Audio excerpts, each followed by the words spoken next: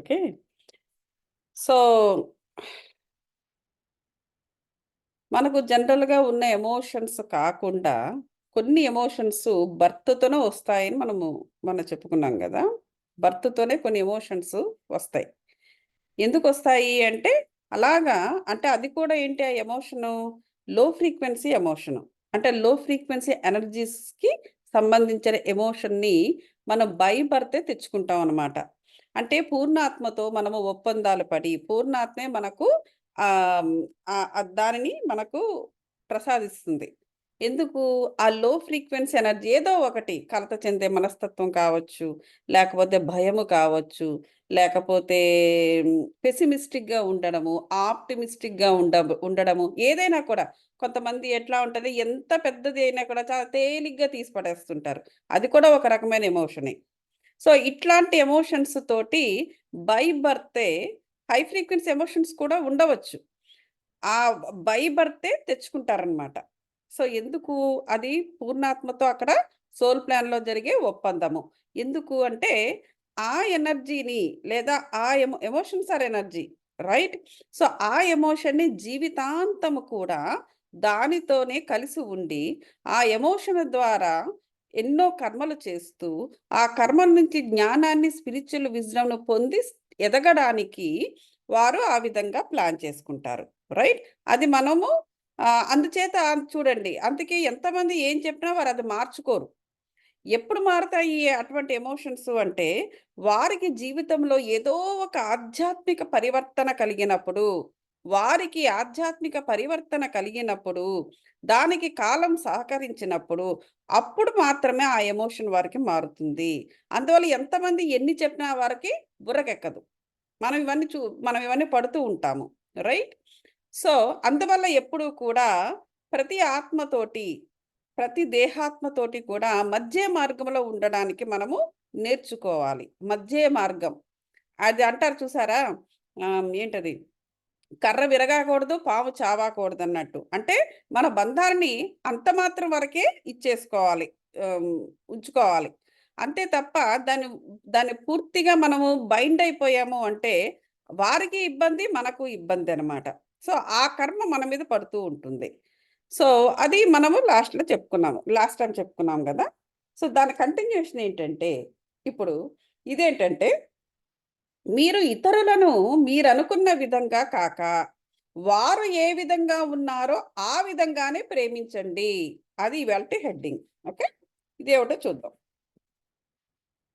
మీ సంబంధ బాంధవ్యాల్లో ఉన్న అప్సెట్స్ నుండి వచ్చే కలత చెందే ఎమోషన్స్‌ని మీరు దగ్గరగా పరిశీలించినట్లయితే, ఇతరులను వారిని వారుగా అంగీకరిస్తున్నారా?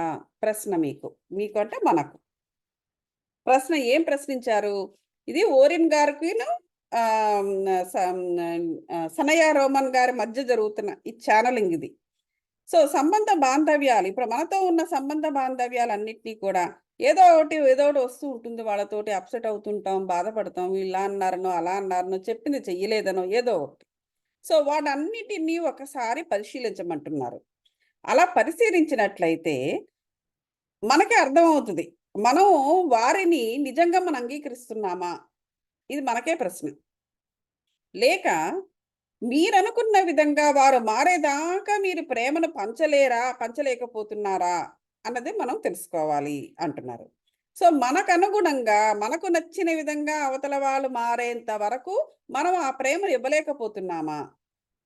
అంటే ఎప్పుడు గూడా ఎప్పుడూ అంటే కలిసి ఉంటున్నాము. కలిసి ఉన్నంత మాత్రం చేత ప్రతి ఒక్కటి మనము వారి యొక్క ప్రతి ఒక్కటిని మనం అంగీకరిస్తున్నామా?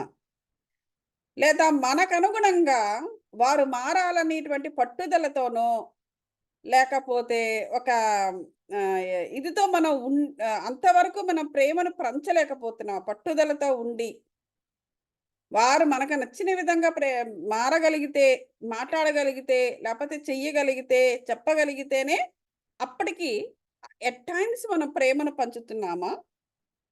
లేకపోతే ఆ ప్రేమనేది కాన్‌స్టెంట్‌గా వారు ఏ విధంగా ఉన్నా కూడా, ఆ ప్రేమ కాన్‌స్టెంట్‌గా మనం పంచగలుగుతున్నామా? ఇది మనల్ని పరిశీలించుకోమంటున్నారు. మీరనుకున్న విధంగా కాక, వారిని వారిగానే అభిమానిస్తేనే మీరు విజయాన్ని పొందగలుగుతారు. చూసారా? ఎదుటి వారి మీద విజయాన్ని ఎలా పొందుతాము అంటే, వారిని వారిలా వదిలేస్తేనే, వదిలేయడం అంటే వారిని వారిగానే మనం అభిమానిస్తేనే మనం విజయం పొందుతాం. లేకపోతే ఎప్పుడు చూసినా ఈ రద్దాపొద్దు జరుగుతూనే ఉంటది. అది విజయం కాదు కదా! అది ఎట్ టైమ్స్ ఏంటంటే వాళ్ళు కామ్‌గా ఊరుకుంటే ఓహో! మనం గెలిచామనుకుంటాం. But in reality not. వాళ్ళలో లోపల నుంచి అసలు ఏ మార్పు రాదు. ఏదో అలిసిపోయి ఇంగ వీళ్ళతో ఎందుకులే అని వాళ్ళు కామ్‌గా ఊరుకుంటున్నారేమో తప్ప, అదేదో మన వల్ల జరుగుతున్న పెద్ద మార్పేం కాదది. మళ్ళీ ఏదో సందర్భం వచ్చి మళ్ళీ మామూలే. కుక్కతో ఒక వంకర అన్నట్టు వాళ్ళు అలాగే ఉంటారు. సో, ఇదెందుకు? మనమేం విజయం సాధించలేదక్కడ. అనుకుంటున్నాం అంతే. మనం నిజంగా విజయం సాధించాలి అంటే, మీరనుకున్న విధంగా కాక, వారిని వారిగానే అభిమానిస్తేనే మనకు విజయం కలుగుతుంది.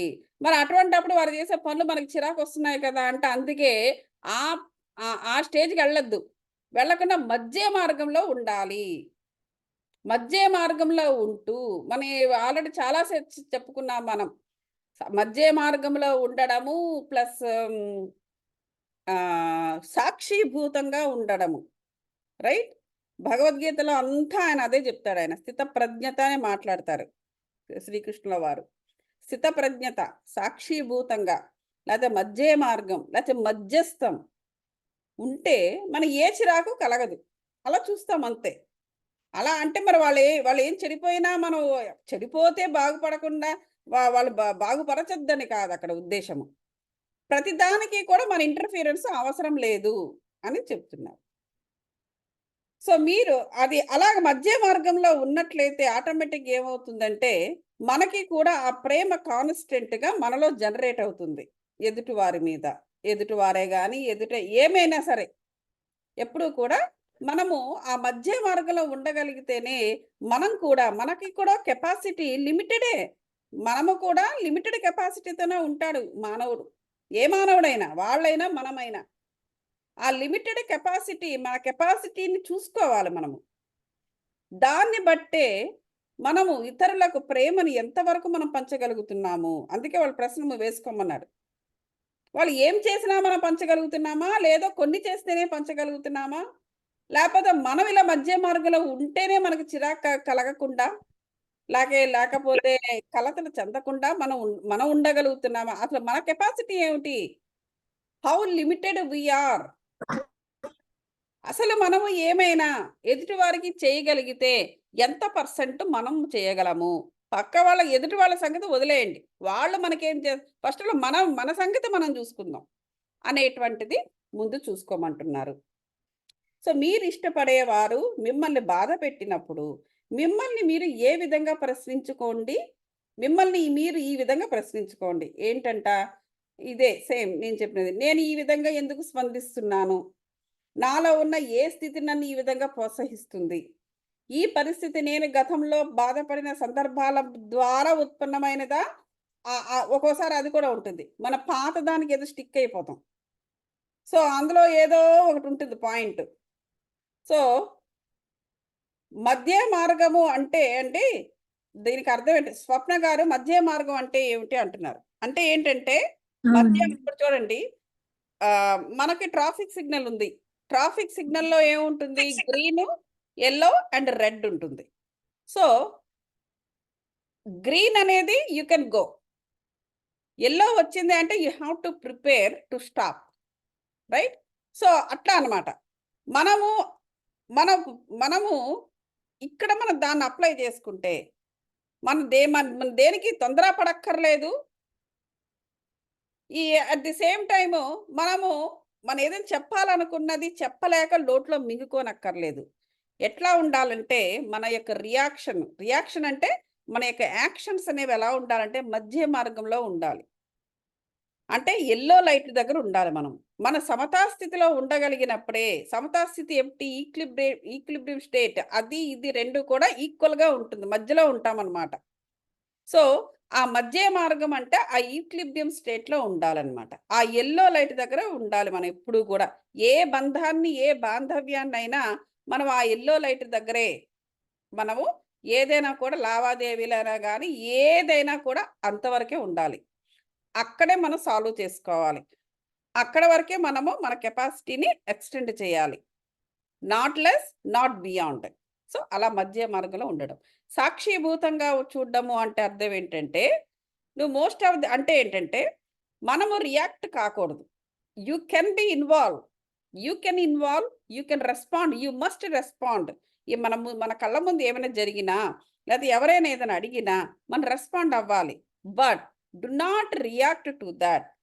Once you react, you will bind it. You will bind to it. Reaction అనేది ఎప్పుడైతే ఉండదో మనం దానికి బైండ్ అవ్వం. బట్ రెస్పాండ్ అవుతాం. Just respond to it. But do not bind to it. అప్పుడు ఏమవుతుందంటే ఆటోమేటిక్‌గా ఆ జరుగుతున్న దాన్ని మన కళ్ళ ముందు ఏమి జరుగుతున్నా మనం రెస్పాండ్ అవుతామే తప్ప, అందులో మన ఎనర్జీస్ గాని, మనల్ని మనం అక్కడ పెట్టుకోము. మనల్ని మనం అందులో పెట్టుకోకుండా, మన ఎనర్జీస్‌ని దానికి వెచ్చించకుండా, you just respond to it. ఏ విధంగా అవసరమో ఆ విధంగా రెస్పాండ్ అవుతామే తప్ప, రియాక్ట్ అవ్వడము, బైండ్ అవ్వడము ఇవి చెయ్యకూడదు. సాక్షిభూతం అంటే అది. స్థితప్రజ్ఞత అన్నా కూడా అది. దేన్నైనా కూడా మనం ఇలా చూస్తాం అంతే. దాంట్లో దూకేసి మనం అదే మనం అయిపోము. అది.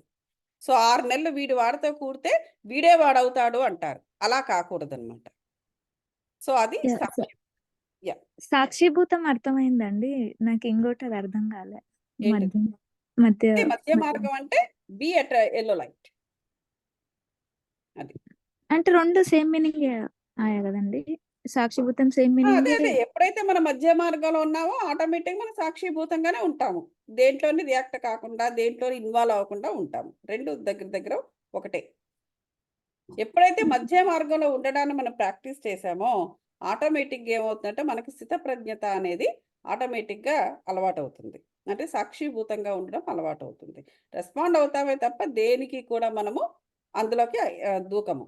అది డిఫరెన్స్. అంటే ఏదైనా ఎక్కువ చేయగూడదని మీనింగ్ అంతేనా? ఏది కూడా టూ మధ్య మచ్ మార్గం అంటే ఏది బియాండ్ వెళ్ళకూడదు. ఏదైనా సరే ఎక్కువ అవసరానికి మించి చేయగూడదు. ఏది హ్యాపీ అయినా చేయకూడదు. సరే, సాడ్ అయినా సరే. అట్లా. హ్యాపీ అయినా అది కూడా ఒక ఎమోషనే. ఎంతసేపు ఉంటుంది హ్యాపీనెస్? ఏదైనా హ్మ్. కూడా అలా వచ్చి అలా పోయేది. ప్రతి ఒక్కటి కూడా ఎనర్జీ అంతే. ఇప్పుడు హ్మ్. దేనికైతే మనం బైండ్ అవుతాం అదే మనకి చాన్నాళ్ళు ఉండిపోతుంది. ఎక్కువగా ఏంటంటే నెగెటివ్ యాస్పెక్ట్స్‌కి మానవుడు ఎక్కువగా బైండ్ అవుతూ ఉంటాడు. That is how yeah! Society was encouraged. And మన ఫ్యామిలీ సిస్టమ్స్ కూడా దానికి అలాగే ఎంకరేజ్ చేసింది. అమ్మాయి గట్టిగా నవ్వకూడదు, అమ్మాయి సరదాగా ఉండకూడదు, ఎక్కువ మాట్లాడకూడదు. ఇలాంటి రిస్ట్రిక్షన్స్ ప్లస్ అలాగే అబ్బాయి కూడా ఎప్పుడు గంభీరంగా ఉండాలి. వాడు ఏడవకూడదు. వాడు మనిషి కాడా? వాడికి ఎమోషన్ ఇస్తే ఏడవకూడదా? మగవాడిని ఏడవనివ్వరు. వాడు అన్నీ లోపలే పెట్టుకొని గుండె నొప్పొచ్చి పోతాడు. సో, ఇట్లాంటివన్నీ కూడా ఏంటంటే మనకు ఏం జరిగిందంటే దేనికి రెస్పాండ్ అవ్వాలో దానికి అవ్వకుండా, దేనికి అవ్వకూడదో దానికి అవ్వడము. అదే సరైన మేనరిజం అనో, సరైన మేనర్స్ అనో ఇట్లాంటివి కొన్ని జరిగిపోయినాయి అవి. అవి ఎందుకు జరిగినాయో మరి what ever it is. So, అందువల్ల మనకి ఎమోషన్స్‌ని కూడా సరిగ్గా దాన్ని కంట్రోల్ జేసుకోవడం గానీ, ఎమోషన్స్‌ని కరెక్ట్‌గా దాన్ని వాడడం గానీ, ఎమోషన్స్‌ని మనము ఏ విధంగా వాటిని రెగ్యులేట్ చేసుకోవాలని కూడా మనకి తెలియకుండా పోయిందనమాట. So, that is the problem. So, మనం అది సాధనలు చేసుకుంటూ, సాధన చేస్తూ ఉంటే అది అర్థమవుతూ ఉంటుంది. మన ప్రతి ఒక్క దాన్ని ఇందాక చెప్పినట్టుగా, మనం ఏ ఒక్క సిట్యుయేషన్‌లో అయినా సరే, మనం ఏ విధంగా రియాక్ట్ అవుతున్నామో ఎదుటి వ్యక్తితో, ముఖ్యంగా ఏంటంటే, మన అప్‌సెట్ అయిన స సిట్యుయేషన్స్ ఏవున్నాయో, వాటిని పరిశీలించడం మొదలుపెట్టాలి. Happiness is okay. మనకి ఎప్పుడైతే అప్‌సెట్ అయ్యామో ఒకరి వల్ల కలత చెందుతున్నామో, ఆ ఎమోషన్స్‌ని ఒకటి కూడా తీసుకొని పరిశీలించమని అందుకే చెప్తున్నారు. So that it is like interactive analysis. ఇది ఒక ప్రాక్టికల్ నాలెడ్జ్ అన్నమాట. ప్రాక్టికల్‌గా మనం చేసి చూడాలి ఇవన్నీ కూడా. ఇప్పుడు 'బిగ్ బాస్' ఇవన్నీ వస్తున్నాయి. ఇవన్నీ కూడా వీటి మీద ఆధారపడి ఇలాంటి బుక్స్ మీద ఆధారపడే వాళ్ళు ఆ ప్రోగ్రామ్స్‌ని కండక్ట్ చేస్తారు. అదేంటంటే అందరూ కలిసి ఉంటారు. ఆ 'బిగ్ బాస్' మీ అందరికీ తెలిసిందే అది. సో, అక్కడ ఏం జరుగుతూ ఉంటుంది? అక్కడేంటంటే అది రాండమ్‌గా ఎమోషన్స్‌ని అక్కడ ఇది ఇక్కడ అందులోని ఏంటంటే నిజంగా లివ్ చేయాలి. ఆహ్, ఆహ్, ఆ ఇదంతా కూడాను. అంటే ఏదో ఇక్కడ మేము డబ్బులకి చేస్తున్నాము. ఇదొక పెర్ఫార్మన్స్ అన్నట్టుగా కాకుండా they have to live the way they are. అది అక్కడ ఆ ప్రోగ్రామ్.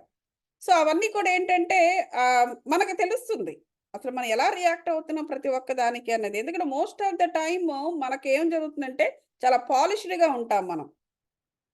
చాలా పాలిష్డ్‌గా బిహేవ్ చేస్తాం. ముఖ్యంగా బయటికెళ్ళినా, బయట వాళ్ళతో మాట్లాడుతున్నా, ఇంట్లో వాళ్ళైనా సరే, చా మనము ఏకాంతంగా ఉన్నప్పుడు మాత్రమే మనం మనతో ఉంటాం. బాగా గమనించండి. మనందరం కూడా అంతే. మనం మనతో ఉన్నప్పుడు మాత్రమే మనలా ఉంటాం. ఇంక ఎవ్వరు పక్కన ఉన్నా, భర్త ఉన్నా, పిల్ల ఉన్నా అంతా పాలిష్డ్‌గానే ఉంటాం. ఎందుకంటే మనకలా సొసైటీ ఎంకరేజ్ చేసింది.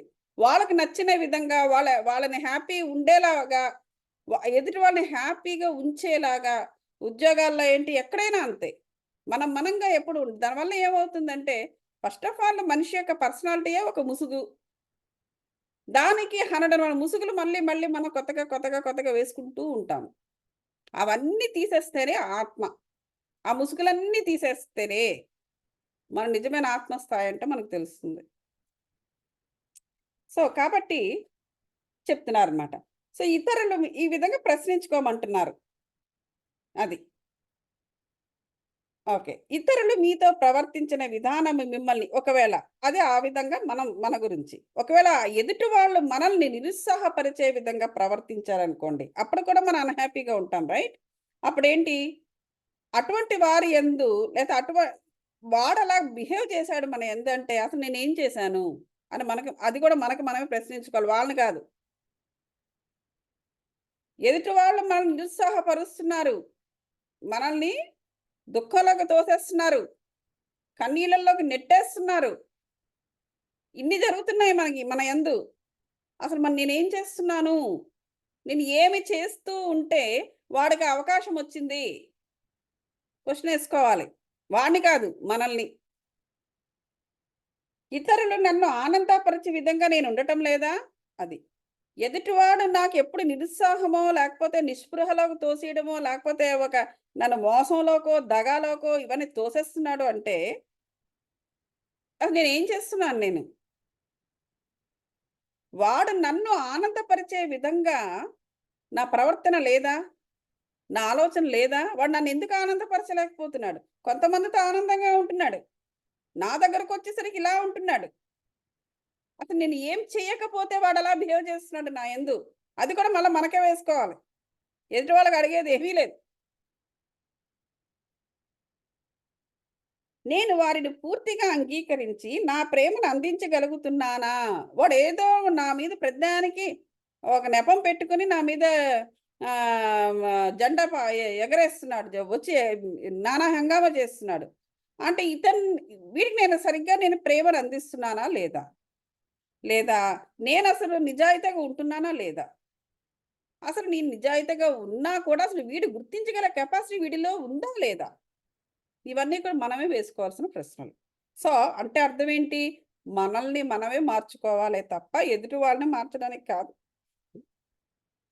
సో, మీ మాటలు, చేష్టలు ఇతరులను ఏ విధంగా ప్రభావితం చేస్తున్నాయో కూడా చూసుకోవాలి.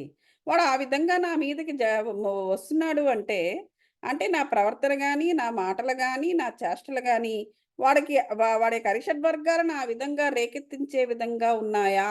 అని మళ్ళీ మనమే వేసుకోవాలి. మిగతా వాళ్ళ దగ్గర ఆనందంగా ఉంటున్నాడు. నా దగ్గరేమో ఇలా ఉంటున్నాడు. అది ఎక్కడో ఏంటి అంటే నేనెందుకు ఆనందాన్ని అటువంటి ఆనందాన్ని నేను వాడి ద్వారా పొందలేకపోతున్నాను. సో, వాడి అసలు అని చెప్పేసి మనం వేసుకోవాలట. అప్పుడు మన స్థితిని మనము అంచనా వేసుకోగలరు. అప్పుడు మీ స్థితిని మీరు అంచనా వేసుకోగలరు. మీ స్థితి ఎలా ఉంది? మీ స్థితి హై స్థితిలో ఉందేమో! వాడిది లో స్థితిలో ఉందేమో! సో, ఈ ఈ హై ఎనర్జీస్‌కి, లో ఎనర్జీస్‌కి సరిపోవటం లేదేమో! లేదా వాడు హై స్థితిలో ఉందేమో! నేనే లో స్థితిలో ఉన్నానేమో ఎనర్జీస్ వైస్ ఉన్నానేమో! ఇలా సరిపోవటం లేదా? ఇయన్నీ ప్రశ్నలు మనమే వేసుకోవాలి.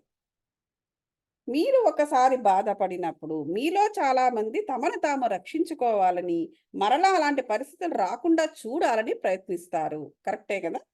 ఇక నుండి ఇతరుల మాటలు, చేష్టలు మీకు బాధను కలిగించినప్పుడు వారికి మరింతగా ప్రేమను అందించడానికి అదొక అవకాశంగా భావించండి. బాధపడిన మీ భావాలకు ప్రేమను పంపించండి. ప్రేమ అంటే మనం ఇంతకుముందు చాలాసార్లు చెప్పుకున్నాం. ప్రేమ అనేది మాట, ప్రకృతికి ప్రేమ అనే మాట ఏంటి? లా ఆఫ్ అట్రాక్షన్. ఈ విశ్వం అనేది ఇట్లా ఇలా ఓపెన్‌గా ఉంది. అదే ఈ ఓపెన్‌గా ఉండవడం వల్ల మనం అన్నీ చూడగలుగుతున్నాం. రైట్? నా ఎత్తులో ఉన్న ఇల్లు, అదిగో ఆ చెట్లు, కార్లు, అదిగో రోడ్డు ఇయన్నీ ఓపెన్‌గా అన్నీ చూస్తున్నాను నేను. ఇదిగో నా వంటగది అది ఇదన్నీ కూడా. సపోజ్ ఎందుకు? విశ్వం అనేది విశ్వం అనేది కనెక్ట్ అయ్యుంది. ఈ ఈ కింద ఉన్న ప్రతి ఒక్క దానికి ఇలా కనెక్ట్ అయ్యుంది. సపోజ్ అదే విశ్వం గనక ఇలా కొలాప్స్ అయిపోయిందనుకోండి. ఏమవుతుంది? మనమే ఉండము. ఏది ఉండదు. విశ్వం గనక ఇలా కొలాప్స్ అయిపోతాయి. సో, కాబట్టి అలాగా అలాగా కనెక్ట్ అయ్యి ఉండడము. అలా దాన్ని లా ఆఫ్ అట్రాక్షన్ అంటారు. ఆ కనెక్షన్ మెయింటైన్ చేస్తూ ఉంటుంది ప్రకృతి ఎప్పుడు కూడా. మనము కూడా ప్రకృతితో ఆ కనెక్షన్‌ని మనం మెయింటైన్ చేసుకోవాలి. ఆ కనెక్టివ్‌నెస్‌నే అక్కడ లా ఆఫ్ అట్రాక్షన్ అంటారు. అది ప్రేమ. అక్కడ దాని దాని మాట ప్రేమ. ఆ దాన్ని మనం అన్ని విధాలుగా వాడుతూ ఉంటాం. అది వేరే అది ఇది ఒకటి కాదు. ఓకే. సో, ఇక్కడేం చెబుతున్నారంటే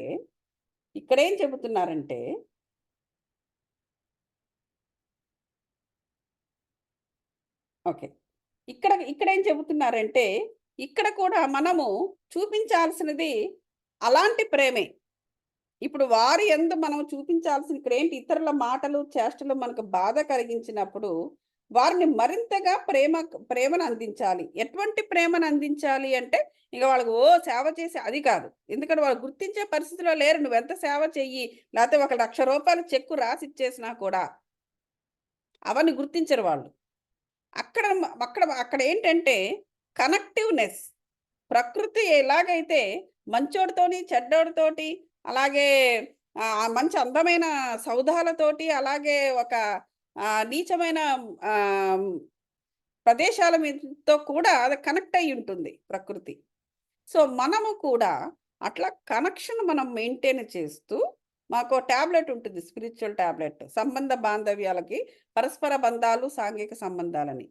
సో, చేస్తూ మనం చెప్పాల్సింది చెబుతూ ఆత్మ జ్ఞానాన్ని ఇస్తూ ఉండాలి.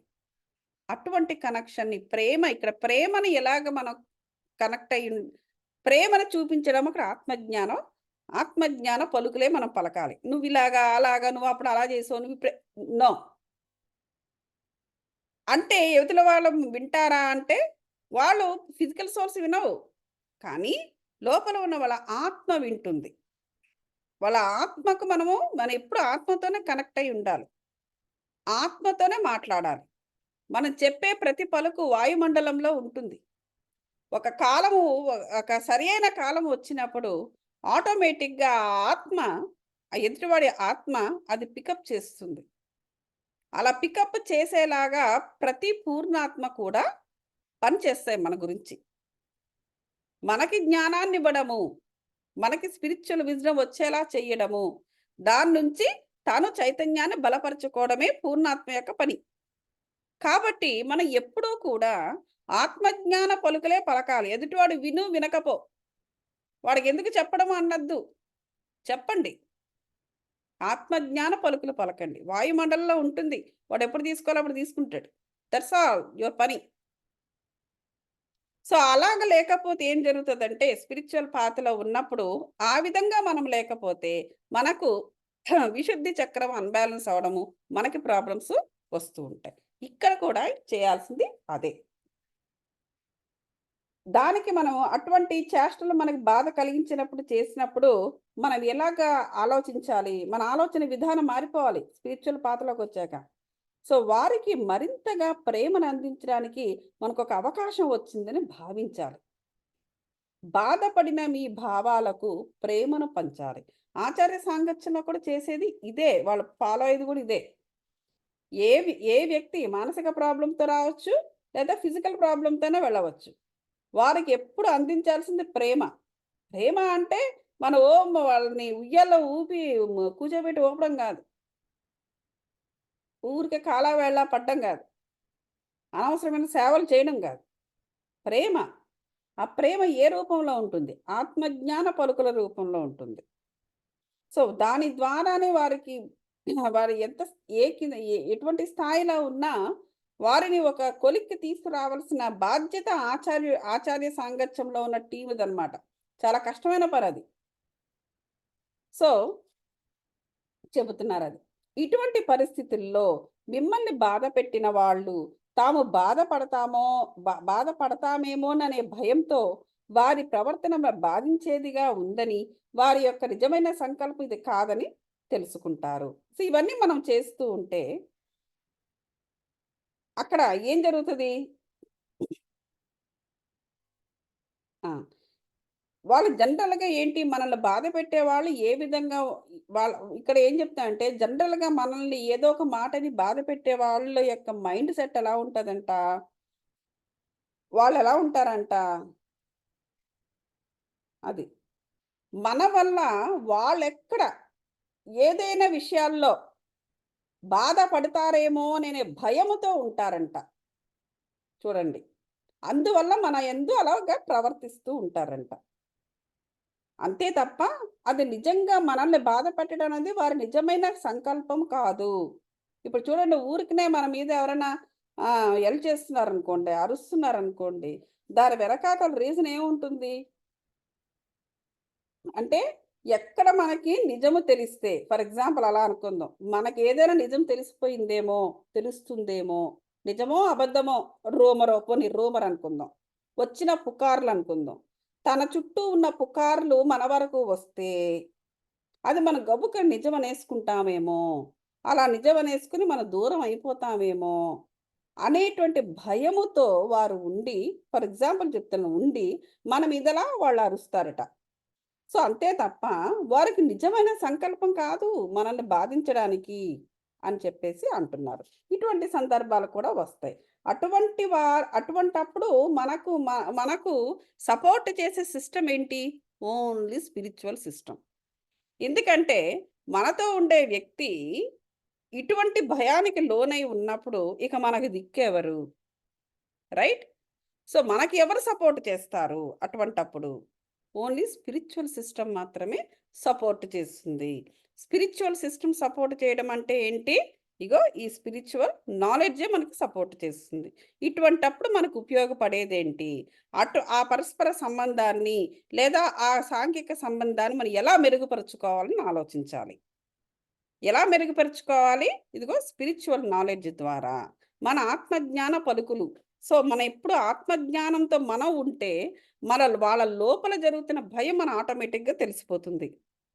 రైట్? మనకు ఈ థర్డ్ ఐ యాక్టివేషన్ ఉండేవారికి, లేకపోతే ఎప్పుడూ కూడా వాళ్ళు లోపల ఆత్మతోనో, పూర్ణాత్మ కనెక్ట్ అయ్యి ఉండేవాళ్లకు, కాన్షియస్‌నెస్ హయ్యర్‌గా ఉండేవాళ్లకు, అవతల వాడి భయం ఏంటి అన్నది ఈజీగా తెలిసిపోతుంది. అటువంటప్పుడు వీళ్ళు ఆటోమేటిక్‌గా ఆ వ్యక్తిని మధ్య మార్గంలో ఉంటారే తప్ప, ఆ వ్యక్తిని ఆ వ్యక్తితో గొడవలు పడ్డము, లేకపోతే ఇవన్నీ వాళ్ళు చెయ్యరు. సో, ముందు మనకి ఉండాలి ఆత్మజ్ఞానము.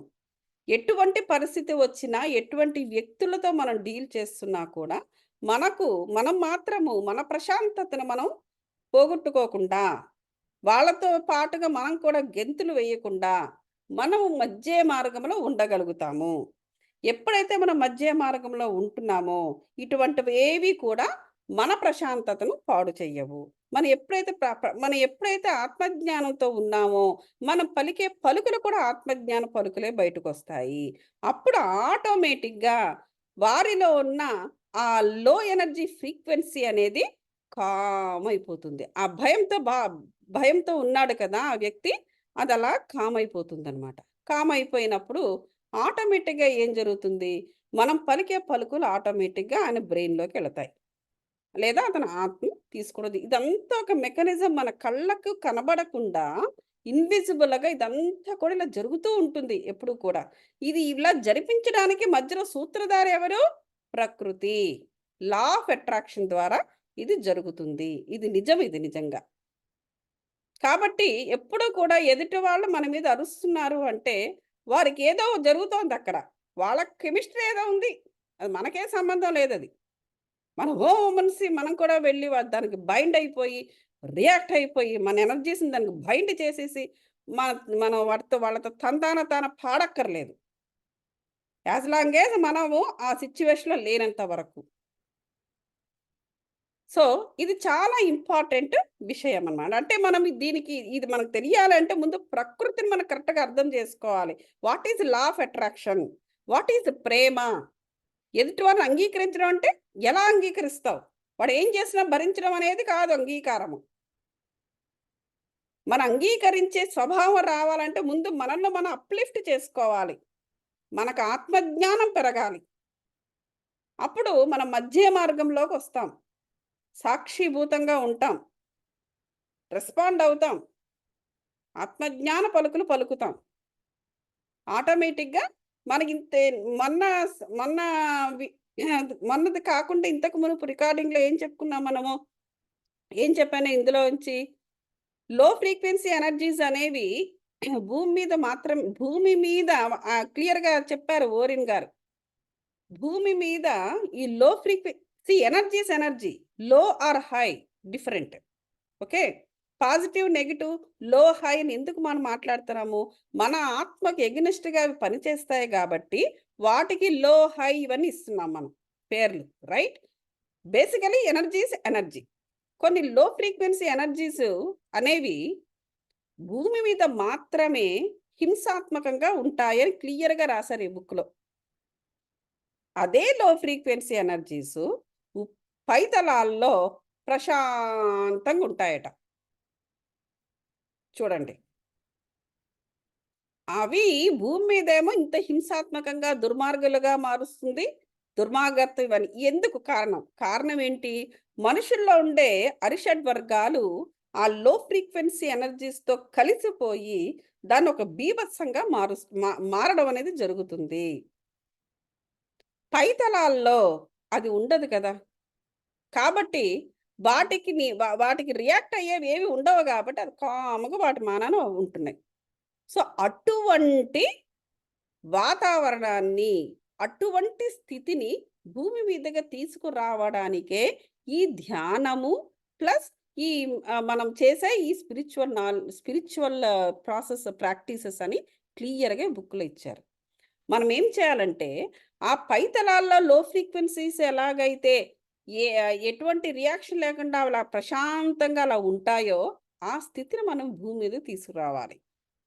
అది స్పిరిచ్యువాలిటీ అంటే మెయిన్‌గా అది. దాన్ని ఆ విధంగా మనం వాడుకోవాలి స్పిరిచ్యువాలిటీ. మన ఆత్మ జ్ఞానాన్ని మనం పొందుతూ, దాన్ని హైగా దాన్ని ఎప్పటికప్పుడు మనం దాన్ని అప్‌లిఫ్ట్ చేసుకుంటూ, ఈ అరిషడ్ వర్గాలను అధిగమించడము అంటే, దాన్ని కంట్రోల్ చేసుకోవడం అంటే ఇదే. అలాగా ప్రశాంత లోకి వాటిని తీసుకురావాలన్నమాట. ఈ లో ఫ్రీక్వెన్సీ ఎనర్జీస్‌ని. అది క్లియర్‌గా మనకి చెప్పారు. రైట్? ఓకే. సో, అది. సో, ఒకతనట ఎప్పుడు బాధపడుతూ ఉండేవాడు. ఒక కేస్ స్టడీ చెప్తున్నారు. అతని భార్య అతన్ని నిర్లక్ష్యం చేస్తోందని బాధపడుతూ ఉండేవాడు. ఆమె తనను ప్రేమిస్తున్నట్లు నిరూపించుకోవాలనుకునేవాడు. ఎప్పుడు ఆవిడ నన్ను ప్రేమిస్తుందా లేదా అని సందేహం అతనికి. సో, ప్రేమిస్తుందా లేదా అని ఎలాగైనా తెలుసుకోవాలని చూస్తుండేవాడు. ఎందుకు? తను నిర్లక్ష్యం చేస్తుందనే భావనలో ఉన్నాడు గాబట్టి.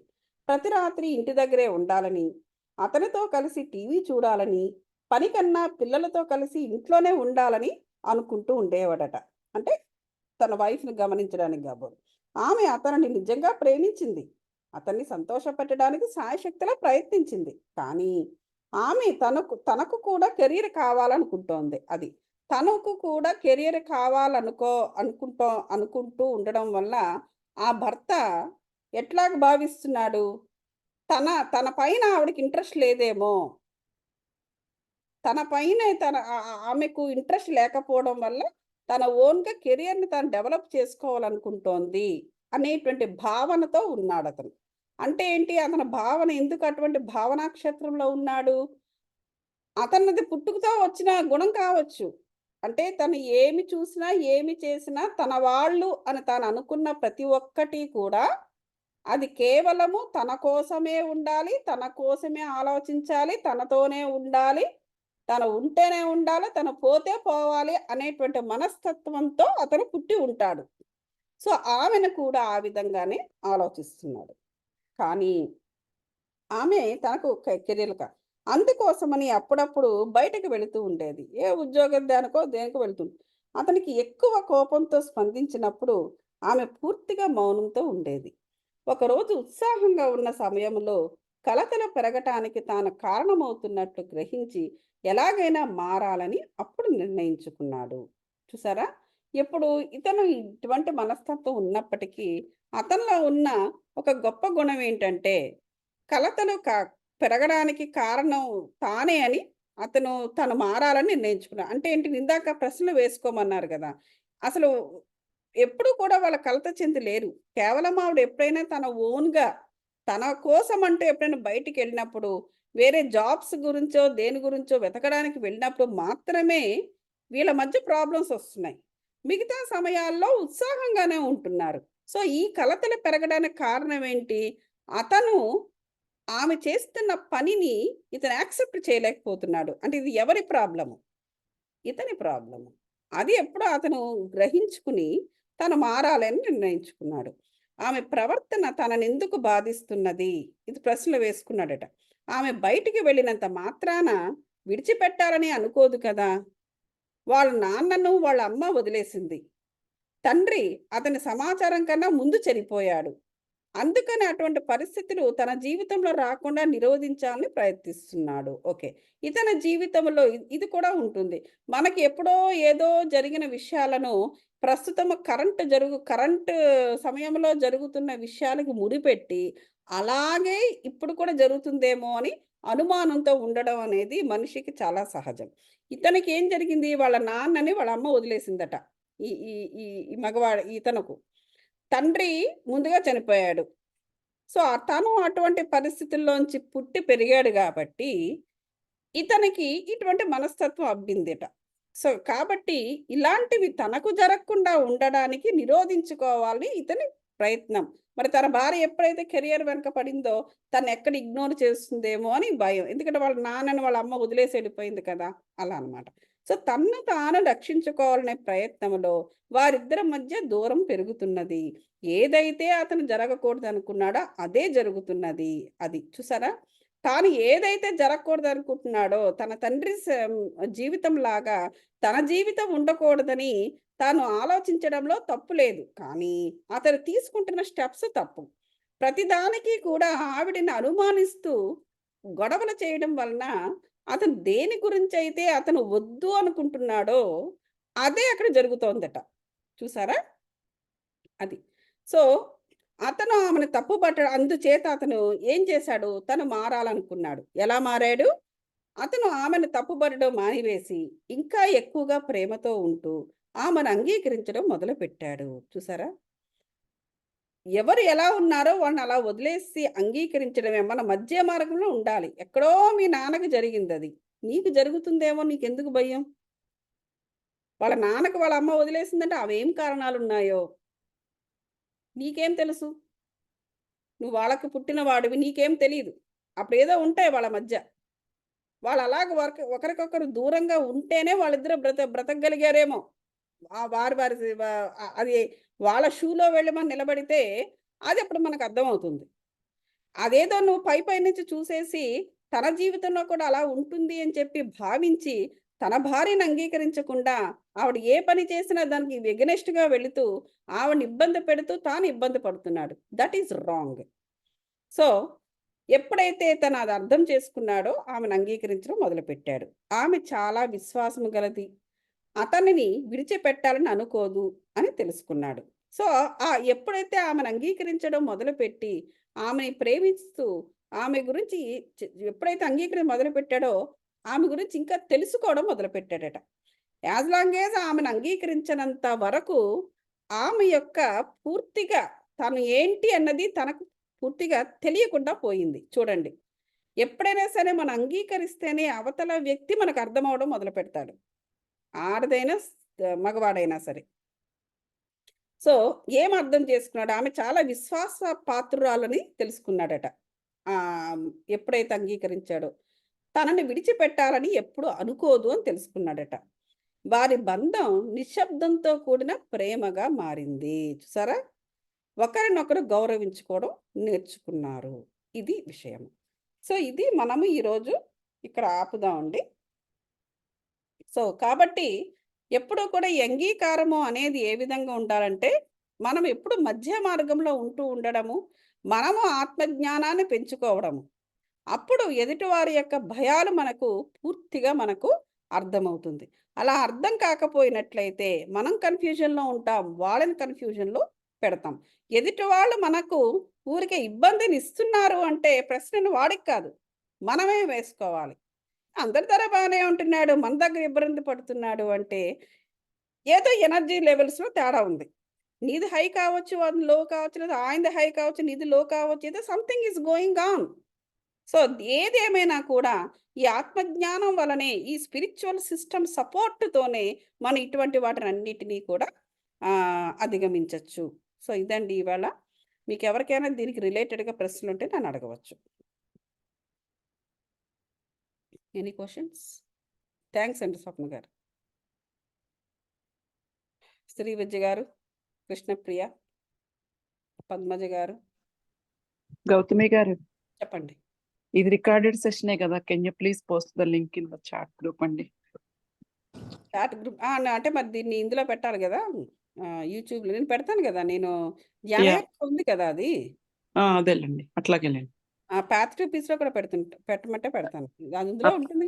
యా, ఓకే అండి, యా షూర్. థ్యాంక్ యూ అండి. Thank you very much. మనడిది చూడండి, దీని దీని దీని బిగినింగ్ విన్నారా? ఇప్పుడు మీరు చెప్పేది బిగినింగ్ అండి? దీనికన్నా ముందరది విన్నానండి, నేను జాయిన్ అయ్యాను. యా, బాగుందండి. థ్యాంక్ యూ థ్యాంక్ యూ అండి. So much. ఈ బుక్ పేరు ఏంటండి? పూర్ణాత్మ. పూర్ణాత్మ. ఓకే. ఓకే మరి గౌతమి గారు, మీరు చెప్పారు ఎనర్జీ ఫ్రీక్వెన్సీ మ్యాచ్ అవ్వకపోతే అలా అవుతుంది, అదే కాన్ఫ్లిక్ట్స్ వస్తాయని. ఇప్పుడు అవునండి. మనం హైలో ఉండి వాళ్ళు లో ఉన్నారనుకోండి, అప్పుడు మనం దిగాల కిందకి, అంతే కదా? దిగడం కాదు, మనం ఆత్మజ్ఞాన పలుకులు పలకాలి. మనకు ఓ, ఆటోమేటిక్ ఇప్పుడు మనం గనక హైగా ఉన్నప్పుడు వారి యొక్క భయాలు మనకు తెలిసిపోతాయి. మనం ఇంకప్పుడు వాళ్ళ మీద అరవాల్సిన అవసరం ఉండదు. మన అరము, కానీ అది తీసుకోవడం కూడా మనం తీసుకోకూడదు కదా, అంటే వాళ్ళు ఏమన్నా. తీసుకోకూడదు. మనం ఎప్పుడు మధ్య మార్గంలో ఉండాలి, రియాక్టివ్గా ఉండాలి, బైండ్ అవ్వకూడదు. మనం ఎప్పుడైతే రియాక్ట్ అయ్యామో మనం దానికి బైండ్ అయిపోయినట్లు లెక్క. మన ఎనర్జీస్ బైండ్ అయిపోతాయి వాళ్ళ లో ఎనర్జీస్ తోటి. అప్పుడు వాళ్ళలాగా మనం ఈక్వల్గా అరుస్తూ ఉంటాం. అవును, అవును. వాళ్ళకన్నా ఎక్కువగా చేసే అవకాశం కూడా ఉంది. ఓకే. వాళ్ళ ఎనర్జీస్తో మనం బైండ్ అయిపోయి గట్టి గట్టిగా అరుస్తూ తల బాదుకుంటూ కొంతమందిని చూశాను నేను.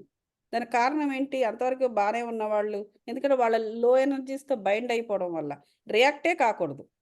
అలా రియాక్ట్ కాకుండా ఉండాలంటే మన ఆత్మజ్ఞానాన్ని మనం అప్లిఫ్ట్ చేసుకోవాలి. అప్పుడు మనం మధ్య మార్గంలో ఉంటాము. మనము సాక్షిభూతంగా చూస్తూ ఉంటాము, సాక్షిభూతంగా ఉంటాము. వాళ్ళు ఒకవేళ వాళ్ళ లో ఎనర్జీస్తో చేసినా కూడా మనకు వెంటనే వెలుగుతుంది, బైండ్ అయిపోము.